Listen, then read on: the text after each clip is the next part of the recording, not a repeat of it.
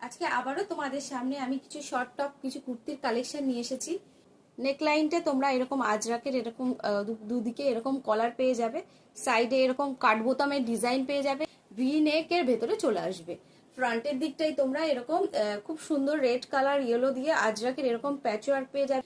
সাইডে তোমরা আজরাকের এরকম লেস পেয়ে যাবে, দুপাশেই 3/4 স্লিভ যাবে, স্লিভেতেও তোমরা এরকম আজরাকের লেস পেয়ে যাবে।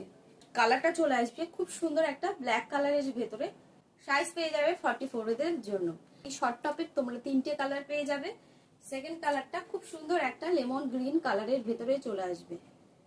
সবকটা কালারই খুবই সুন্দর, আর এর কাপড় কোয়ালিটি খুব ভালো, খুব সফট, ট্রান্সপারেন্ট না,